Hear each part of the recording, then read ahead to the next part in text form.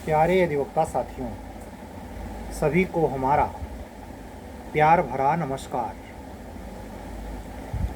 आशा करता हूँ कि आप सभी अधिवक्ता साथी, बंधु और बहन स्वस्थ चित्त ढंग से, अच्छे मनोयोग से अपनी अपनी तैयारी सही दिशा में कर रहे होंगे। आप लोग हर दिन के इस रेगुलर मेरे वीडियो में कहे जा रहे शब्दों के प्रति जो मन भावना, जिस भाव के साथ आप इसको ग्राह्य कर रहे हैं, उसका भी साक्षी ये परम पिता परमेश्वर है। कहते नहीं कि जाकी रही भावना जैसी, प्रभु मूर्ति देखी तिन तैसी। किसी भी शिक्षक से शिक्षा प्राप्त करने हेतु उस संवर्ग में, उस क्लास में बहुत सारे बच्चे होते हैं, बहुत सारे अधिवक्ता साथी होते हैं, लेकिन जो सफलता प्राप्त करते हैं, वो जो सफलता प्राप्त करते करते रह जाते हैं, वो जो सफलता लायक होते नहीं हैं, वो सारे के सारे सिर्फ इसी बात पे अंतर रखते हैं, इसी बात में उनके भाग्य, प्रारब्ध, प्रतिफल, भविष्य जनित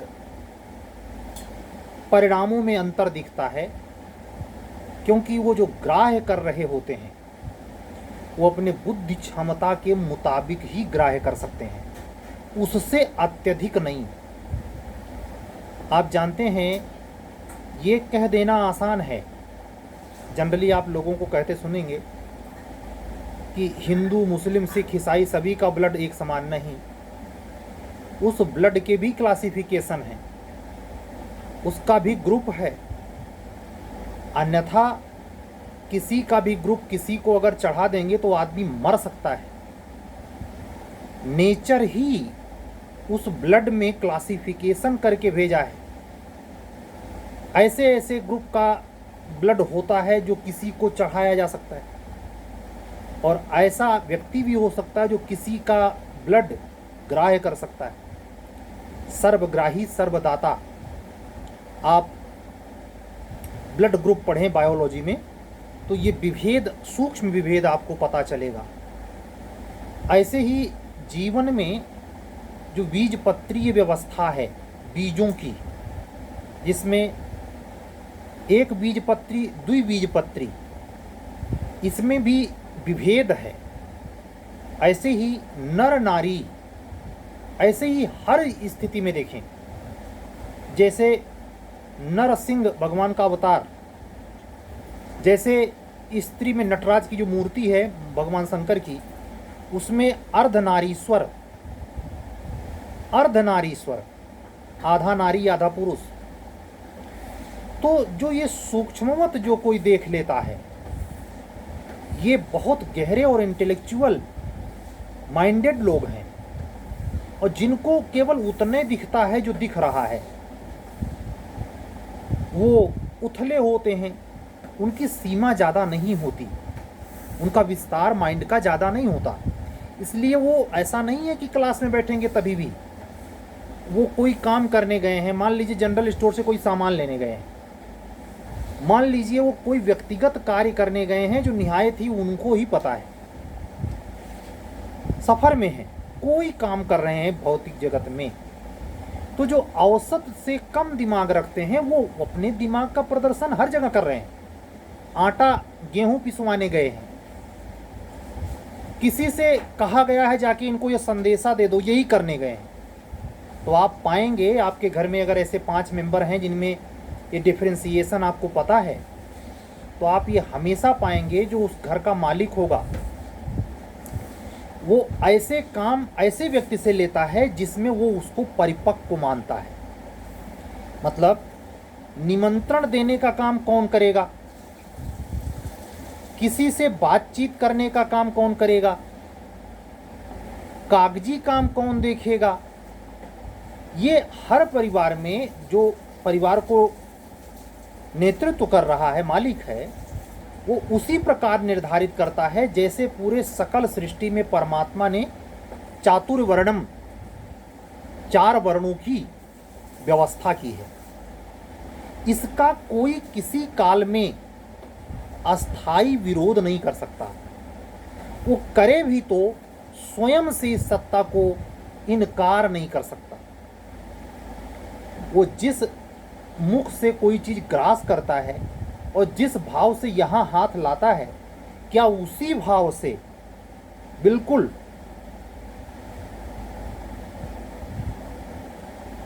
उस समय शौच के समय भी लाता है?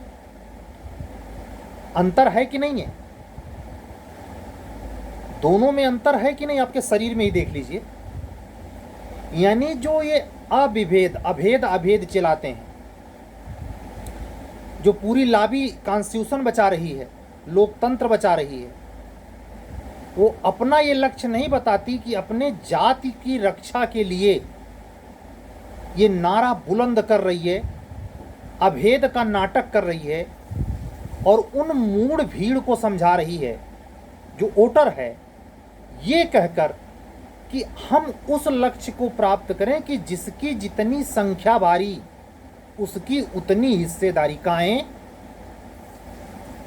ये कैसे हो सकता है? इसका अर्थ तो ये हुआ कि भगवान कृष्ण को महाभारत में पराजित होना चाहिए था। एक तो दुर्योधन के पास वैसे ही बहुत बड़ी सेना थी, उसमें 40 अक्षौणी सेना, नारायणी सेना भगवान ने भी दे दी थी। जब उनकी जितनी संख्या उतनी भारी उतनी उनकी हिस्सेदारी है, तो हिस्सा तो ये कहता था कि उनको विजयश्री मिलनी चाहिए थी।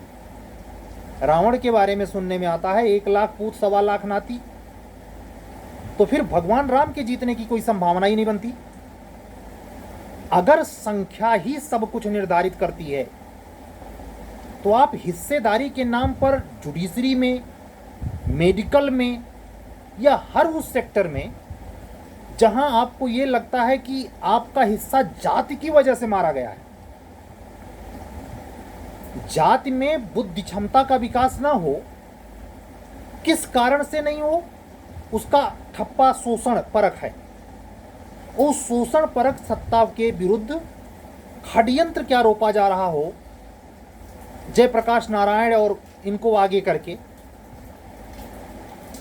समाजवाद के मुख्य कर्ता धर्ता राम मनोहर लोहिया को आगे करके चिल्लाया जा रहा है जोर जोर से कि हम अपने हिसाब की व्यवस्था तब कर सकते हैं जब न्यायपालिका में हमारे बिरादरी के जज हों, डॉक्टरी लाइन में हमारी बिरादरी का बैठे। वह ये साफ मान रहा है कि न्याय नहीं हो रहा है, वो सवर्णों की जाति है इसलिए सवर्णों का पक्ष ले रही है। ये बात अलग है मौके मौके पर जब निर्णय आता है, तो जब अपने हित का सिद्ध होता है तब भूरी भूरी प्रशंसा दबे जुबान से, और जब अपने हित को सिद्ध नहीं करता न्याय, चाहे माननीय उच्च न्यायालय का हो, चाहे निचली अदालत का हो, चाहे सुप्रीम कोर्ट का हो, तो बड़े आराम से नारा बुलंद किया जाता है, अरे कोर्ट में बैठा कौन है, सवर्ण बैठे हैं। ये मानसिकता अभेद वाली और समानता की ये तुच्छ मानसिकता, घृणित मानसिकता जिस भी संवर्ग में है, और जो एक विशेष पत्रकार को खूब दिल लगा के सुनता है, वो सारे के सारे कटी पतंग जैसे ही हैं। वो समाज के उस आईने को नहीं दिखाते जिसमें प्रतिभा भारी पड़ती है संख्या पर। कभी सिंहों का समूह देखा है? सिंह क्या कभी समूह में चलता है? जंगल में चालाक प्राणी लोमड़ी भी रहती है, जंगल में अत्यधिक बलशाली हाथी भी रहता है, लेकिन किंग कौन है? और सबकी अपनी झुंड है। लोमड़ी की अपनी झुंड, गीदड़ों की अपनी झुंड, बंदरों की पूरी सेना ही है, हाथियों का भी समूह होता है। लेकिन आपने देखा ये सिंह का समूह इक्का दुक्का हो तो जंगल है। कॉन्सेप्ट यहां से लीजिए, अगर प्रतिभा है तो किसी भी वर्ग में हो, किसी भी क्लास में हो, उसका वर्चस्व होना चाहिए, संख्या का नहीं। तो जो ये संख्या को हावी करने के पीछे, आगे संख्या का नारा लगा रहे हैं, पीछे अपना हित है, ये जितनी ताकत से चला रहे हैं, खुद इंटरकास्ट मैरिज करके जिस जाति की स्त्री थी, जिस जाति की स्त्री से शादी किया, संप्रदाय मर्दवादी व्यवस्था क्या है कि स्त्री जिस पुरुष के साथ शादी करेगी उसी जाति की हो जाएगी। क्यों? कहें ऐसा नहीं है कि जिस स्त्री से शादी करे पुरुष की जाति बदल जाए। अगर समानता है आर्टिकल 14 और जिसकी जितनी संख्या भारी है तो उस पर कहने हो जाती। तो ऐसे धुरंधर कर्णधार उस बिरादरी की बड़ाई नहीं कर रहे जिसकी लाए, वो अभी भी अपनी बिरादरी नहीं छोड़ रहे और समाज में समरसता का पाठ पढ़ा रहे, लोकतंत्र बचा रहे। ऐसे मूढ़ जड़ बुद्धि को सुनने वाली अपार संख्या ये दर्शाती है कि आने वाले 500 साल तक सिंह अकेला ही स्थापित होता रहे। जुडिशरी, एग्जीक्यूटिव फेज, सेना, ये कुछ गिने चुने इलाके होने चाहिए जहां ये जो रिजर्वेशन है ये भी नहीं होना चाहिए। आवश्यक रूप से कह रहा हूं, ये जो निचले स्तर पर 6th, 7th, 8th UP board, CBSE board, ICSE board, कहीं भी लड़का पढ़ रहा हो, वो समरसता का मुद्दा अलग है कि शोषण हुआ, हमारे बुद्धि का विकास नहीं हुआ, उसकी लड़ाई अलग है। लेकिन जब उसी संवर्ग से, जिस संवर्ग को यह ठप्पा लगा है कि उसका शोषण हुआ है, कोई तेज तर्रार व्यक्ति निकलता है, कोई प्रतिभा संपन्न निकलता है, तो उसको संख्या नहीं हरा सकती। उसका ये दैवीय प्रतिभा हो, चाहे पिछले जन्म से लेके आया हो, चाहे इस जन्म से प्राप्त किया हो, कैसे भी प्राप्त किया हो, उसकी प्रतिभा सब पर भारी पड़ेगी, पड़नी ही चाहिए। अगर धन ही सब कुछ होता तब तो ये धनी जिनके पास खरबों की संपत्ति है वो जुडिशरी भी चला देते भाई, वो तो दुनिया की हर वस्तु खरीद लेते। लेकिन ऐसा नहीं है। भाई भतीजावाद की जो ठप्पा लगता है, भ्रष्टाचार का जो ठप्पा लगता है, मैं एक जड़ से खारिज नहीं कर रहा। मैं होता कौन हूं? मेरा ध्यान, मेरा आज की वीडियो में आपका ध्यान उस पर लगाना है जिसकी गलत व्याख्या करके निचले ओबीसी एससी संवर्ग के बच्चों को, पढ़े लिखे बच्चे, उनके पढ़े लिखे अग्रज अपने पढ़े लिखे लोगों को और अनपढ़ जट लोगों को मूर्ख बना रहे, सवर्ण क्लास के खिलाफ भड़का रहे, गोलबंदी करने के लिए। ये बात अलग है कि मायावती जी के अप्रत्यक्ष रूप से भाजपा के समर्थन करने के आरोपों और प्रत्यक्ष सत्यों के बीच कोई बहुजन समाज का नेता नहीं है, बिल्कुल नहीं है। अब उस वोट को खींचने के लिए कितना क्या क्या कर्म नहीं किया जा रहा है। इस इलेक्शन के परिणाम में जो कुछ होगा उसका आज की वीडियो से संबंध नहीं है, न राजनीति से संबंध है। हम बात कर रहे हैं जो विभेदकारी मानसिकता है हमको सुनने की। पर डे जो हम बोलते हैं, आप सुनते हैं, वो किस लेवल पर आप ले रहे होंगे?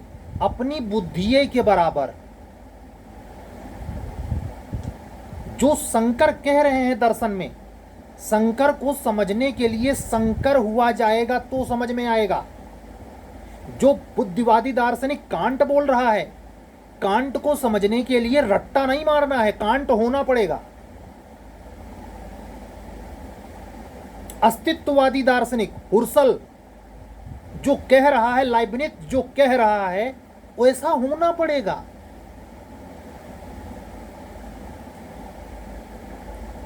ये अलग सत्य है कि सबका मार्ग वहां पहुंचाता है, लेकिन जो जिस लेवल पे है उसको समझने वाला तभी समझ पाएगा जब उतना लेवल हो, स्तर।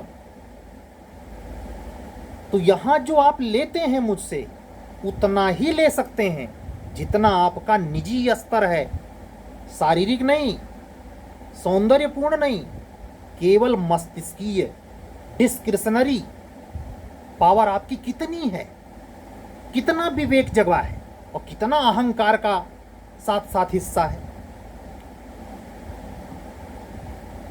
दही जमी है, दही बहुत बढ़िया जमी है, नहीं जम पाई, तीनों दही है, लेकिन जो बहुत बढ़िया जमी है साड़ी सहित, उसमें खट्टापन, उसका मीठापन अलग दायरा रखता है।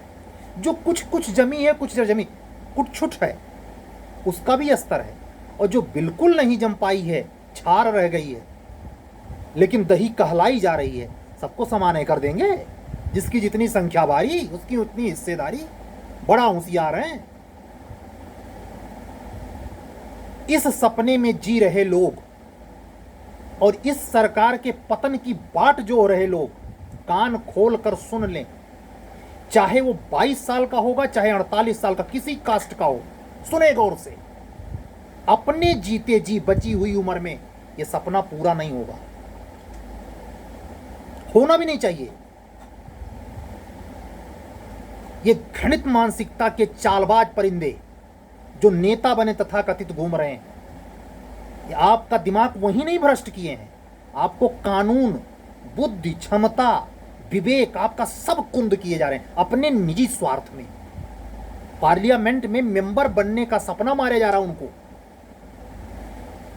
ऐसे चालाक प्राणियों को समझने के लिए वो संवर्ग समझे चाहे ना समझे, लेकिन उस संवर्ग को जोत देने की क्षमता रखने वाला जरूर समझ रहा है।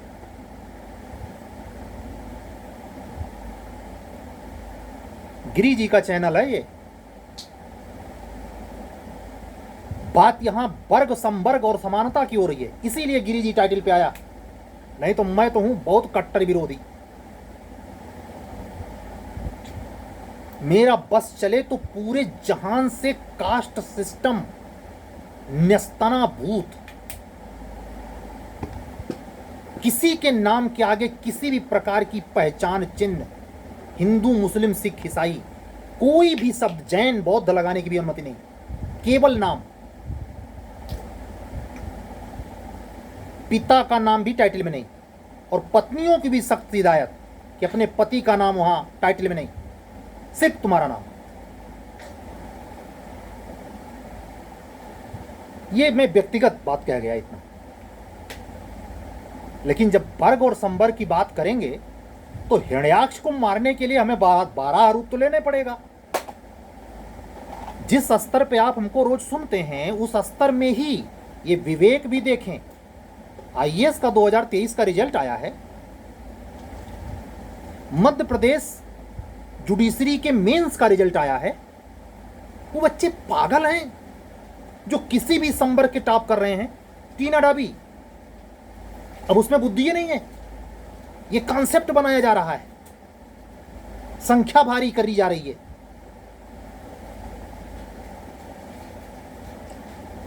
शाह फैजल 2010 आईएएस टॉपर, किस कम्युनिटी से था भाई? हमारा फोकस प्रतिभा पर होना चाहिए, वर्ग व्यवस्था पर नहीं।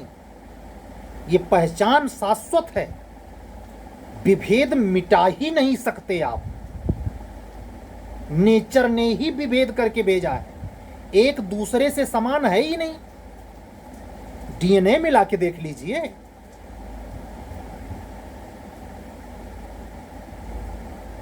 आकृति तक नेचर समान नहीं करती। बकवास पे ले जा रहे हैं समाज और समता। ऐसे सनक सवार था लेनिन को, तो उसने साम्यवाद जन्माया। ऐसे कुछ पागलों को समाजवाद पर नेहरू बड़ा विश्वास, वो समाजवाद का पाखंड देखने को प्रचंड मिल रहा है। परिवारवाद और व्यक्तिवाद दोनों का अंतर्द्वंद भारत की धरती पर इस समय तो वर्तमान है। खूब जैसे दो कुत्तों की झुंड भौं भौं भौं करे, वही हालत इस समय है। न बीजेपी दूध की धुली, न अन्य पार्टियां दूध की धुली। लेकिन विधि का अध्ययन करने वाले स्टूडेंट का यह कर्तव्य है इस चीज को समझ पाए कि उसका निजी स्तरवा क्या है भाई।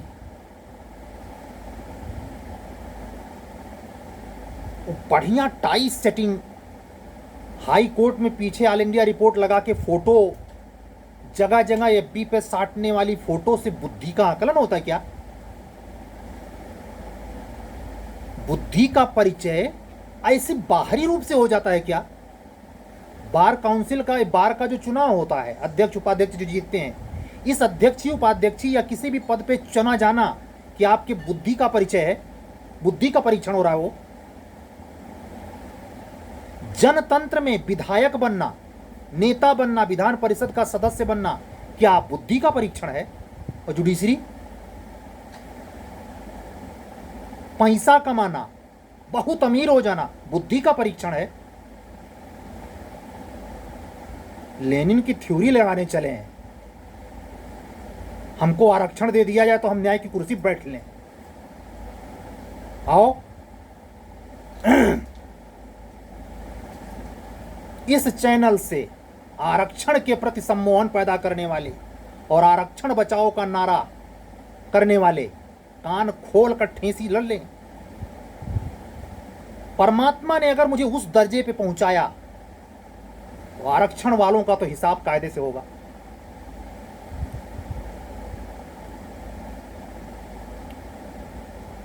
किसी भी प्रकार के संवर्ग जो आप में प्रतिभा का गला घोंटे, व्यक्ति का नहीं, मैं सब शब्दों में कह रहा हूं, कड़वा लग सकता है, प्रतिभा अगर दबाई जा रही है तो यह अन्याय है। व्यक्ति दबाया जाएगा चलेगा, वो दबाने लायक ही है। जंगल का राजा गीदड़ नहीं हो सकता, सिंह ही रहेगा।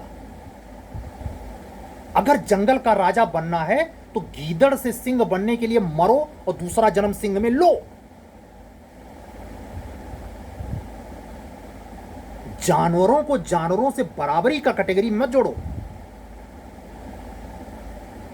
इस हकीकत को जितनी जल्दी परिपक्वता से ग्राह्य करोगे, उस कॉन्सेप्ट को समझ पाओगे जिस कॉन्सेप्ट से अब्राहम लिंकन अत्यंत भयंकर गरीबी से निकलकर अमेरिका का पहला राष्ट्रपति बना।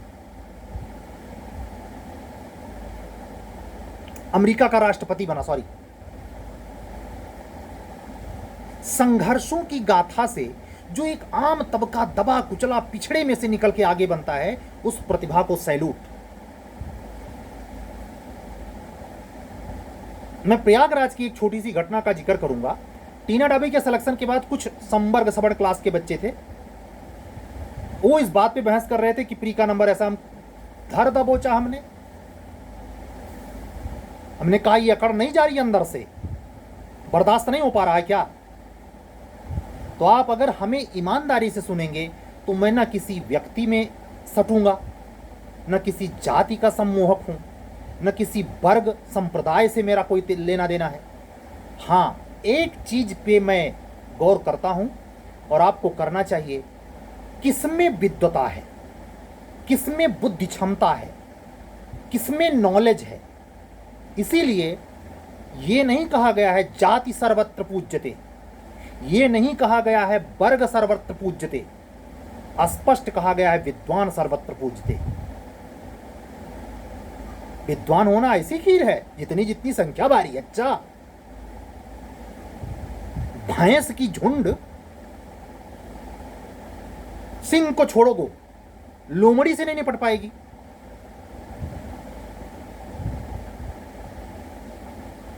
चिल्ला रहे हैं और पागलों की भीड़ सुन भी रही है और उसको बड़े बड़े नेता बैठ के उसको बुलवा भी रहे हैं। ऐसे व्यक्ति के बोलने पर प्रतिबंध होना चाहिए। और मुझे पूरी उम्मीद है, बनने दीजिए सरकार, आर्टिकल 91 और 2 दोनों की व्याख्या फिर से होनी चाहिए। तब समझ में आएगा किसी को सुना कैसे। बोलने के पहले जो अभिव्यक्ति की आजादी है, उसमें सुनने की भी स्वतंत्रता है।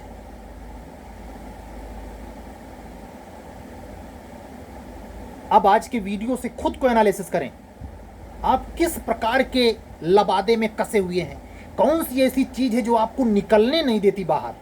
कहीं ऐसा तो नहीं है कि कास्ट आपके ऊपर चढ़े हुए है। अगर चढ़े हुए हैं तो इस वीडियो लायक नहीं है हमारे चैनल पर। हम चिंदी उड़ाते हैं।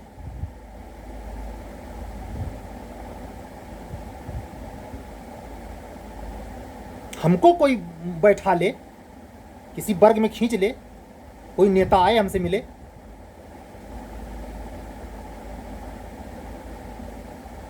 या मैं ये भी दावा करता हूं जिसके बुद्धि क्षमता में मेरे जैसी मानसिकता या स्तर होगा वो किसी नेता को सुनेगा?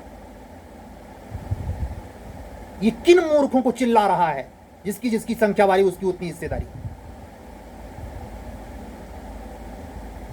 पेट में रोटी तक की व्यवस्था नहीं है, कपड़ा साला फटा हुआ है, उनको संख्या भारी। अच्छा, तो उस मानसिकता से भी अपने आप को बाहर निकालिए अगर वास्तव में विधि के छात्र हैं। प्रतिभा पे काम करें, अपने वैवेकिक क्षमता को संवारें। कुछ भी करना पड़े उसके लिए अत्यधिक मेमोरी, याददाश्त क्षमता, जो भी कुछ करना पड़े करिए, लेकिन अपने को प्रतिभा के तराजू पे ऐसे आंकिए, वर्ग आपका कोई भी हो, कास्ट आपकी कोई भी हो, लेकिन आपके माइंड में होना चाहिए कि मैं सबसे टॉप मोस्ट पे जाऊंगा। रिजर्वेशन तो अपाहिजों के लिए है।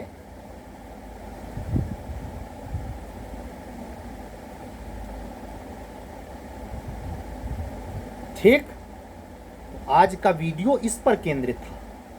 हमको सुन रहे हैं तो सिर्फ हमारे ऊपर प्रतिक्रिया करने के पहले अपना भी स्तर देखें, किस स्तर पे आप हमको सुनते हैं। कभी इस पर मनन करें। बाकी आज परमात्मा की असीम अनुकंपा से यूपी बिहार एचजेएस का पहला टेस्ट पेपर, जो कि कॉमन रूप से जब मेंस होगा यूपी का, माल विक्रय अधिनियम सेल्स ऑफ गुड्स एक्ट पर कायदे से संपन्न हो गया। सेकंड पेपर जो हमने रखा है वो है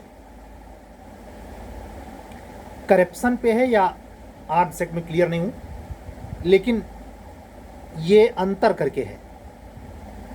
आज वाला तो हो गया, लेकिन सेकंड 10 दिन के बाद स्टार्ट है। ऐसा इसलिए किया हूं ताकि मैं प्रश्न पत्र तैयार कर सकूं। आप इन टेस्ट सीरीज से बिहार एचजेएस में अगर मेंस लिखने जा रहे हैं, और अगर यूपी एचजेएस में आज ही सुनिश्चित हैं कि प्री निकाल लेंगे, तो आपके लिए आह्वान करता हूं कि अगर आपको इंटरेस्ट है तो मेंस की टेस्ट सीरीज तत्काल ज्वाइन करें। मेंस, यूपी एचजेएस मेंस, कान खोल कर सुने। और यूपी एचजेएस प्री तो सदाबहार चली रही है। 6 टेस्ट का आयोजन हो चुका है, 7वें टेस्ट का आयोजन 25 मई को होगा। टोटल 36 के 36 नए एक्ट और पुराने 25, यानी टोटल 62 एक्ट पे मिनिमम 62 पेपर है, ऐसे समझ जाइए। इसमें भी अगर इंटरेस्ट है, हिम्मत है टक्कर लेने की, ये सुनने की भी, तो चैनल सब्सक्राइब करें, फ़ोन कॉल मैसेज करें, व्हाट्सअप, स्वागत है आपका। मैं अपने टेस्ट सीरीज से जुड़े, मेरी एक अधिवक्ता बहन है बुलंदशहर से, उसके काबिले तारीफ प्रदर्शन के लिए मैं उसकी भूरी भूरी प्रशंसा करता हूं और उसके उज्जवल भविष्य की कामना करता हूं। साथ ही एक अधिवक्ता बंधु हैं ओबीसी क्लास से, यादव जी हैं, वो लखनऊ से हैं। उनकी इंटेलेक्चुअलिटी, इंटरव्यू फेसर हैं, इतना ज़बरदस्त है कि मेरा रोम रोम सिहर जाता है उस बच्चे के लिए कि सिलेक्शन हुआ क्यों नहीं। ऐसे ही अभियोजन अधिकारी के पद पर 2022 में इंटरव्यू फेसर अच्छे व्यक्ति हैं, लखीमपुर खीरी से हैं, वो भी इत्तफाक से यादव जी हैं। जबरदस्त अधिवक्ता है। ये एक से एक बेमिसाल प्रतिभाएं जो कोर्ट साहब के पद पे हैं, जो जूनियर डिवीजन के पदों पर हैं, इनका मुझसे जुड़ना परमात्मा को तो शुक्रिया बनता ही बनता है, इनका भी विशेष आभार है।